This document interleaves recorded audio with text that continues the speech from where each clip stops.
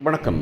இன்னைக்கு Pandian store serial எனக்கு ரொம்ப பிடிச்சிருந்துச்சு. அதனால கட்டாயம் போடணும். மத்த வேலை இருந்தா பரவாயில்ல, ஒரு 5 நிமிஷம் ஸ்பெண்ட் பண்ணலாம் அப்படிங்கிறதுக்காக தான் இன்னைக்கு போடவே ஆரம்பிச்சேன் நானு. மனுஷர் அப்படிங்கிறது மனுஷத்தன்மை முக்கியம் அப்படிங்கிறது பெரிய விஷயம். இதில லேசா கொஞ்சம் கொஞ்சம் கன்ஃப்யூசிங்கா கொஞ்சம் கதைய ஒழட்டி ஒழட்டி திருப்புனா கூட, அந்த முடிவு ரொம்ப நல்லா இருந்துச்சு அப்படிங்கிறது தான். இதில தொடக்கம் ரொம்ப சூப்பரான தொடக்கம் என்னன்னா, நம்ம வண்டியில செந்தில் கூட்டு போறது தான். செந்தில் கூட்டிட்டு போறாரு பைக்ல மீனாவ. மீனா சரி சான்ஸ் குடுப்போம்னு சொல்லிட்டு, அப்படியே ஃப்ரெண்ட பத்தி பேசி, அவங்க வீட்ல அவங்க வீட்டுக்காரர் சந்தேகப்படுறாரு அப்படின்னு. இந்த ஆம்பளைங்கலாம் எப்படி சந்தேகப்படுறாங்கன்னா, நான் கிடையாது அப்படிங்கும்போது, அப்புறம் எதுக்கு நேத்தைக்கு ஃபோன் எடுத்து பார்த்தீங்க அப்படின்னு கேட்கும்போது, இந்த விஷயங்கள்லாம் பொண்ணுங்க படக்கு படக்குன்னு பண்ணிறணும் அப்படின்னு நினைக்கிறேன். ஏன்னா இந்த டைம் நம்ம நேத்தைக்கு பார்த்தீங்கன்னா, ராஜி அதாவது ராஜிக்காக என்ன வேணாலும் பண்ணுவாராம் இவரு மிஸ்டர். இந்த பையன் காதல் பையன் இருக்கானே, அவன் ராஜுக்காக பண்ணுவானாமா, காலைல 4 மணிக்கு எந்திரிப்பானாம், யூனிஃபார்ம் வாங்கி கொடுப்பானாமா, அது வாங்கி கொடுப்பானாமா, ஷூ வாங்கி கொடுப்பானாம், ஓட வைப்பானாமா, அந்த பிள்ளை கனவை அச்சீவ் பண்ணணும்னு நினைப்பானாமா. ஏன்னா அந்த பொண்ணு ரொம்ப பிடிச்சதாமா, அதனால ரொம்ப பிடிச்சதுன்னு சொல்லிட்டு இருக்காது.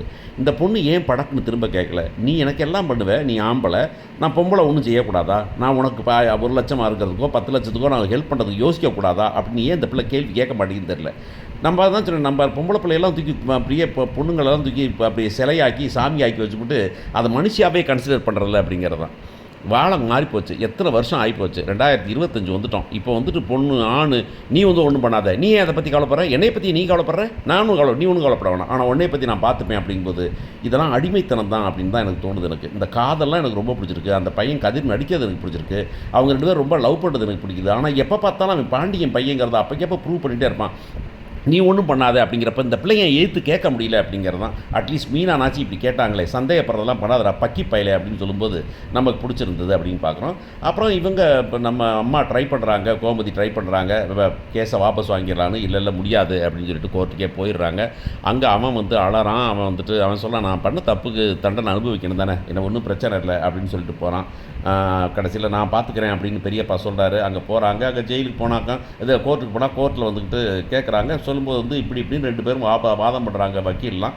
ஆனால் அந்த பையன் சொல்கிறாங்க, கடைசி என்னப்பா சொல்கிறேன்னா, இல்லை நமக்கு சொன்னதெல்லாம் சரி தான், நான் தான் தப்பு பண்ணேன் அப்படின்னு அந்த பையன் சொல்லும்போது, நமக்கே ஆக்சுவலாக அதாவது தப்பு பண்ணுறது நார்மல் மனுஷன் எல்லாமே. அந்த தப்பை உணர்ந்து திருந்துறது ரொம்ப பெரிய விஷயம். அதுவும் இந்த மாதிரி ஒரு அப்பனை வச்சுக்கிட்டு, இந்த மாதிரி காசை வச்சுக்கிட்டு, இந்த மாதிரி எய்த்த விட்டு மாமனை வச்சுக்கிட்டு, இந்த பையன் மனசு மாதிரி நான் தப்பு பண்ணேன் அப்படின்னு உணரும்போது நிஜமாகவே நமக்கு சந்தோஷமாக இருக்குது. அதை அந்த பொண்ணு உணர்ந்து டக்குன்னு சொல்கிறது தான். ஆனால் அந்த இடத்துல அந்த பொண்ணு சொல்கிற வசனங்கள் வேணாம், நான் மன்னிக்கவே மாட்டேன், நான் எப்போவும் மன்னிக்க மாட்டேன், மனசில் கூட மதிக்க மாட்டேன், ஆனால் என்ன பண்ணுறது, நான் இல்லை வேணாம் வாபஸ் வாங்கிக்கிறேன் அப்படின்னு சொல்லும்போது, அப்போ தான் நினச்சி பார்க்குறாரு பாண்டியன். நான் வீட்டிலேயே சொல்லுது, எனக்காக இல்லைனாலும் உனக்காக இல்லைனாலும் அம்மாவுக்காக பண்ணணும், அந்த பாட்டிக்காக பண்ணணும், ராஜிக்காக பண்ணணும், அவங்கெல்லாம் ஒன்று சேரணும். ஏன் ஒன்று சேரணும், ஒன்று சேரணும் தானே, இவங்களுக்கானாச்சும் ஒன்று சேரணும் தானே அப்படின்னு பேசும்போது, இந்த ஒட்டுமொத்தமான குடும்பத்திலேயே ராஜி வசந்து நிற்கிறான். அந்த நேரத்தில் கதிர் பையன் லூஸ் மாதிரி ஏன் ஏன் ஏன் ஏன்னு கேட்கும்போது, யாராக இருந்தாலும் தோணும் தானே, நான் தான் தப்பண்ணேன்னு அவனை ஒத்துக்கும்போது செத்தனாயை அடிக்கிறதுங்கிறது எவ்வளவு கொடுமையான சமாச்சாரம் அப்படின்னு அரசு உசந்து நின்னாங்கிறது